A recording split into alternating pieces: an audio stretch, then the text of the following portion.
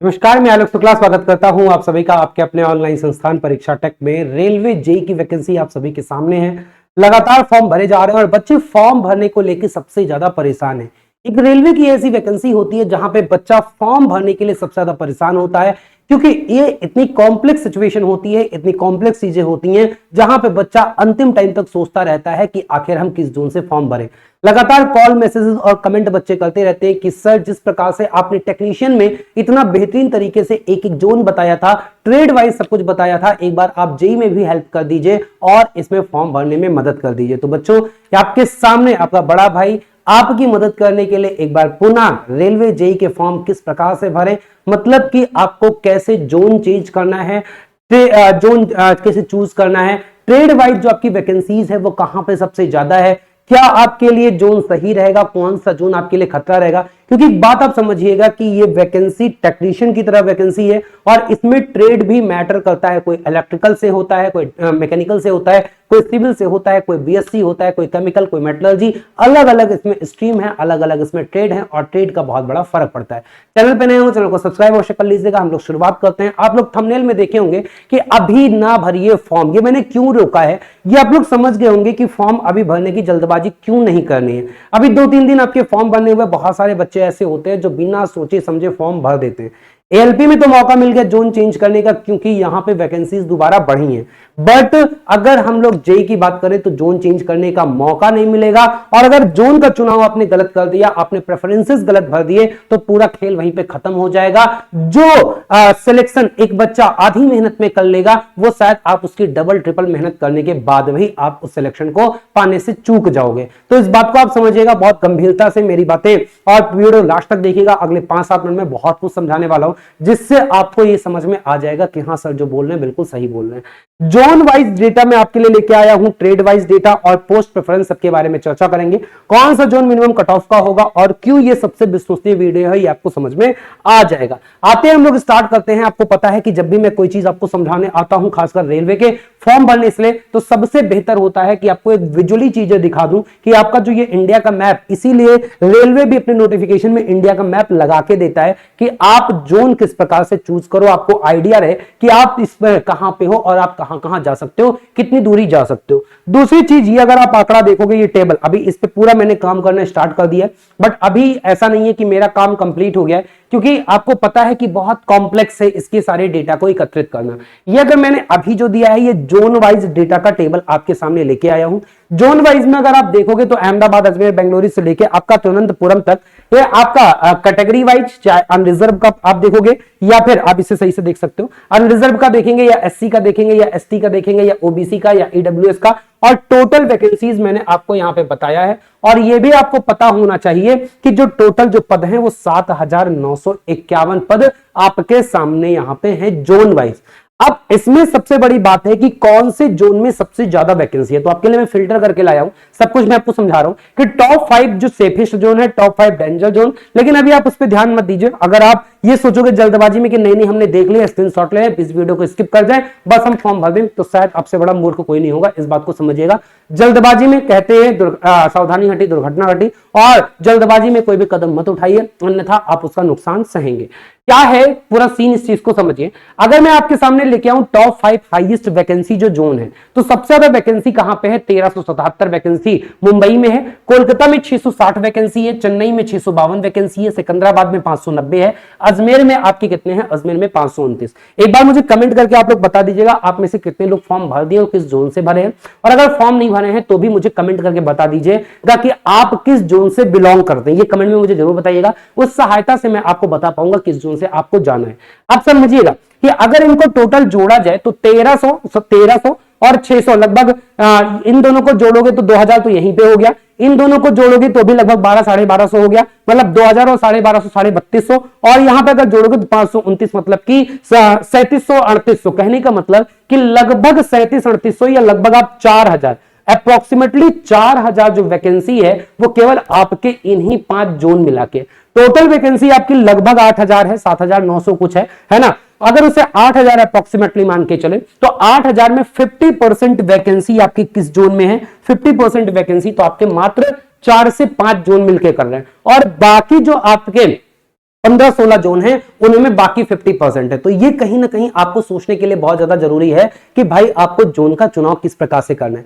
अब ये एक बहुत कॉमन सी चीज देखी जाती है कि बच्चा तुरंत क्या बोलता है कि भाई सबसे ज्यादा सीट कहां पे है, मुंबई पे है, मुंबई से फॉर्म भर दो। मैं एक सिचुएशन आपको बताता हूं कि सपोज करिए कि अगर ये मैं वीडियो बना दूं कि सब लोग मुंबई से भर दो, और सारे बच्चे, क्योंकि आपको ये पता है टेक्नीशियन में भी सबसे ज्यादा जो वॉच वीडियो गई वो मेरी ही गई। आप टेक्नीशियन में देखोगे 3 4 5 लाख बच्चे उस वीडियो को देखे थे, और वहां पे बहुत सारे बच्चों ने फिर ये बोला था, हाँ सर आपका जो तरीका है वो बेस्ट तरीका है, इससे कोई जोन जो सेफ जोन है वो रेड जोन नहीं होगा, जो रेड जोन है सेफ नहीं होगा। मतलब कि ऐसा नहीं होगा कि कोई सेफ जोन भी डेंजर जोन में कन्वर्ट हो जाए। और आपको यही करना है, क्योंकि सारे बच्चे जैसा कि सब लोग बोल दे रहे हैं कि बस एक टेबल ले आ रहे हैं कि यही आपका क्या है जोन है, इसी में आप भर दो। तो अगर सारे बच्चे मुंबई, क्योंकि पूरे भारत में एक एक बच्चे को आप पकड़ तो पाओगे नहीं, ना ही पूछ पाओगे, ना ही उसे भरवा पाओगे। बच्चा तो अपने मन का राजा है, तो भी वो अपने हिसाब से भरेगा, आप ही लोग फॉर्म भरोगे। तो क्या आप एक एक बात पूछ के थोड़ी करोगे? तो आप अगर सारे लोग मुंबई से भर दोगे तो मुंबई कहां से आपका सेफ जोन रह जाएगा? मुंबई हो जाएगा आपका रेड जोन। इसलिए बात को समझो कि आपको करना क्या है। दूसरी बात,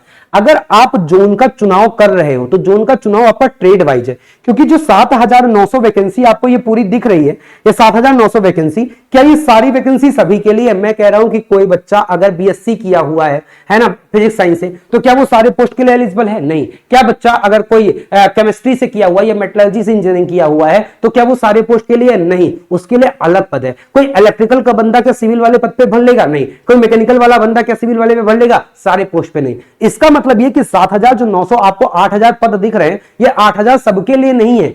आप अगर ट्रेड वाइज देखोगे तो किसी के लिए 3000 पद हैं, किसी के लिए 4000 पद हैं, किसी के लिए 5000 पद हैं। तो ट्रेड वाइज डेटा भी होना चाहिए। अब ये बात समझिए कि सपोज करियो कि आप इलेक्ट्रिकल के डिप्लोमा है या इलेक्ट्रिकल इंजीनियर है। एक बात समझिएगा कि रेलवे ने इस बार क्या किया है, रेलवे ने जो हाईएस्ट डिग्री है उनको भी एलिजिबल कर दिया है कि जो इलेक्ट्रिकल वाले, मतलब जो बीटेक वाले हैं वो भी इसमें फॉर्म भर सकते हैं। Higher qualification such as BE BTech are also acceptable in lieu of 3 years diploma in engineering. तो डिप्लोमा के साथ साथ बीटेक वाले भी एलिजिबल हैं। इस कारण से डिप्लोमा वाले ध्यान दीजिएगा, इस बार कंपटीशन भी आपका बढ़ रहा है, तो आपको ज्यादा मेहनत भी करना होगा। और मेहनत करने के लिए मैं आपको हमेशा बोलता हूं कि टीम परीक्षा प्लस बहुत बेहतरीन कोर्स लेके आई है, और ये अभी ऑफर में चल रहा है। ये मान के चलिए कि लगभग ये फ्री बैच आपको दिया जा रहा है, और मेरे ख्याल से कि जो मुझसे हो सकता है अपने छोटे भाइयों के लिए, इससे बेहतर कुछ नहीं हो सकता कि मैं सारे बैचेस, चाहे आप ग्रुप डी की देखो, चाहे एनटीपीसी का देखो, चाहे जेई का देखो, चाहे आप आरपीएफ एसआई कांस्टेबल, चाहे टेक्नीशियन, चाहे एनटीपीसी ओल्ड बैच, चाहे एएलपी, सारे बैचेस में मात्र 199 कर दिया हूं। इसमें कोई टीचिंग फीस नहीं है, कोई कंटेंट फीस नहीं है, कोई मटेरियल फीस नहीं है। ये केवल जो हमारा एप्लीकेशन चार्ज होता है, जो हम उन्हें अपना टेक्निकल चार्ज देते हैं, वो चार्ज है कि बच्चा वहां पे देखेगा, उसको हम ये कंटेंट देंगे, क्वालिटी कंटेंट अपलोड करेंगे, तो हमें कुछ चार्ज एप्लीकेशन का देना पड़ता है, वो चार्ज केवल है, बाकी सब कुछ निःशुल्क है।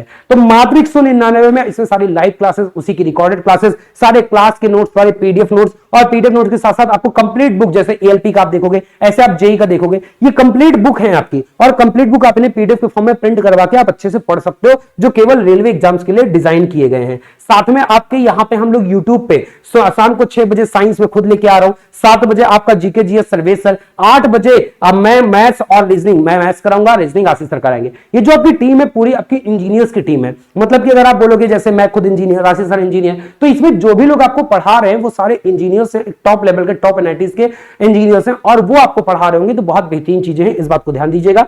तो आप ये मत सोचना कि भाई हमारी तैयारी कमजोर रह जाएगी। हालांकि इस बार कंपटीशन बढ़ रहा है, तो कंपटीशन बढ़ने के साथ साथ ये मान के चलिए कि आपको थोड़ी सी तैयारी बेटर करनी है।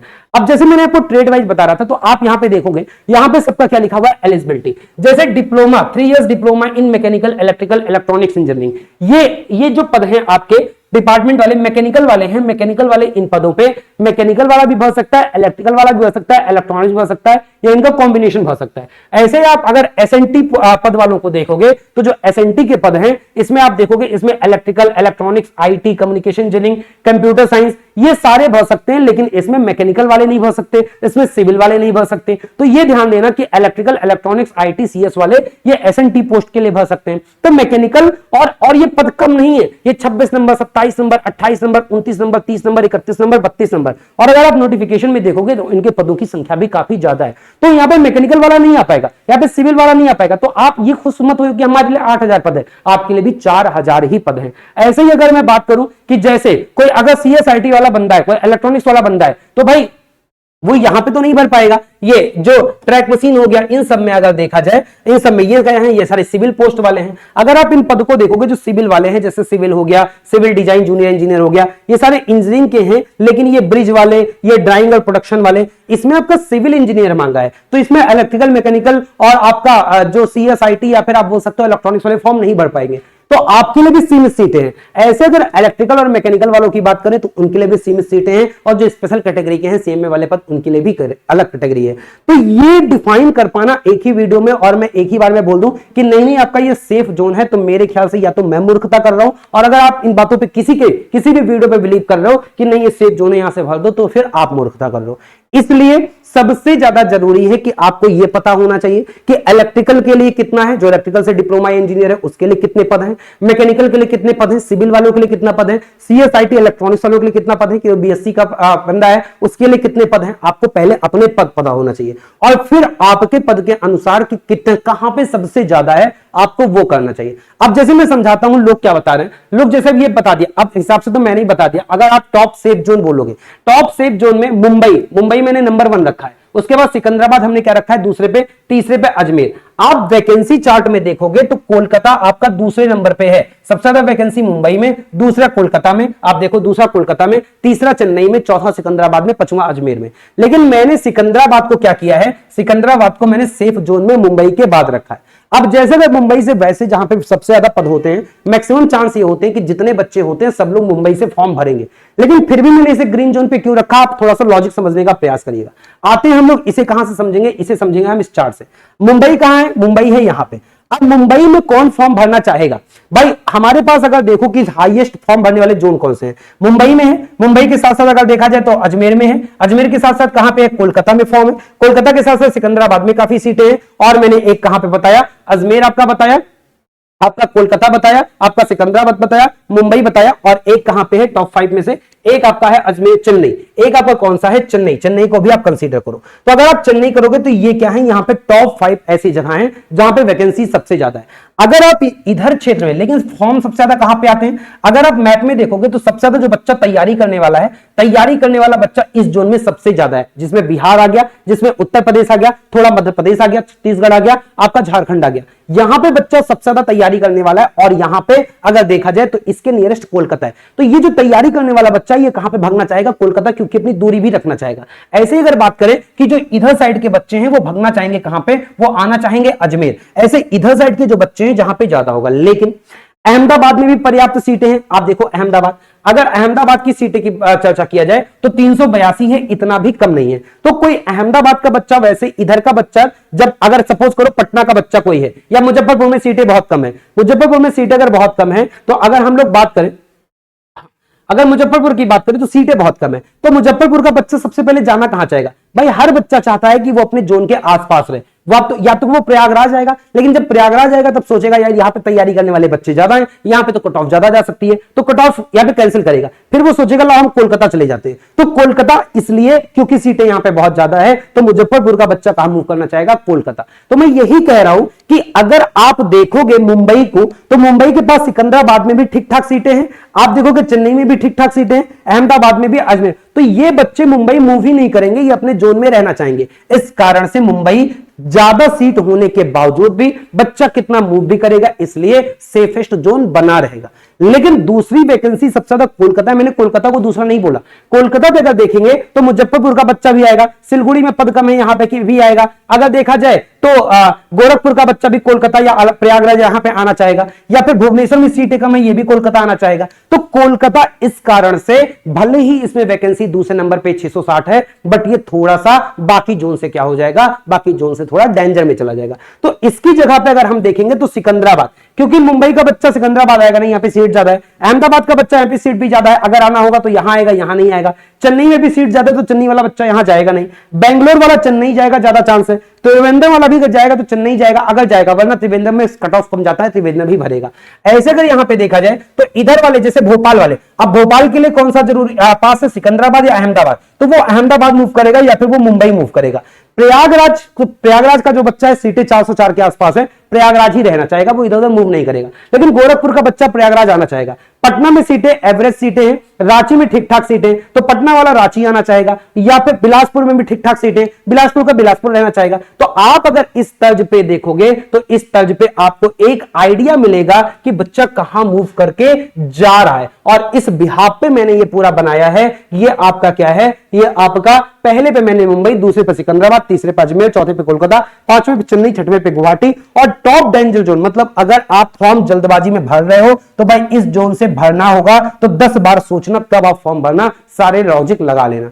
लेकिन मैं फिर भी बोल रहा हूं, ये मेरी अंतिम वीडियो नहीं है, क्योंकि मैं अभी इस पे वर्क करना स्टार्ट किया हूं। तो आप लोग कमेंट में मुझे ये बताओगे कि सबसे पहले आप किस जोन से बिलोंग करते हो, ये, और दूसरी बात आप मुझे कमेंट में ये बताओगे कि आपका ट्रेड क्या है। देखो, इसके बाद मैं अब ट्रेड वाइज वीडियो, क्योंकि मैं ई जनरल सारे के सारे बच्चों के लिए ये फॉर्मूला लागू नहीं होगा, तो इलेक्ट्रिकल वालों के लिए मुझे अलग बनाना पड़ेगा, मैकेनिकल वालों के लिए अलग बनाना पड़ेगा, और सिविल वालों के लिए अलग बनाना पड़ेगा। ईएनसी जो बच्चे हैं, सीएस वाले बच्चे हैं, बीएससी वाले बच्चे, उनके लिए अलग बनाना पड़ेगा। तो 4-5 वीडियो में मैं ट्रेड वाइज वीडियो लेके आऊंगा, लेकिन मैं उनकी वीडियो पहले लेके आऊंगा जिनके कमेंट सबसे ज्यादा होंगे। तो सबसे पहले मुझे कमेंट करना आप स्टार्ट कर दीजिए कि हाँ, आप किस ट्रेड का वीडियो पहले चाहते हैं। जिसके ट्रेड, जिसके भाई जिसकी बात है, डिमांड जिसकी ज्यादा होगी उस पर मैं मेहनत पहले करूंगा। तो अभी से कमेंट करना स्टार्ट कर दीजिए कि आपका ट्रेड क्या है, आप किसकी वीडियो पहले आते हैं। जिसका कमेंट ज्यादा होगा उसकी वीडियो मैं पहले बना दूंगा। इस वीडियो में बस इतना ही। अगर आप कोर्स से जुड़ना चाहते हैं तो देरी मत करिए। फॉर्म भरने में भले आपकी देरी हो जाए,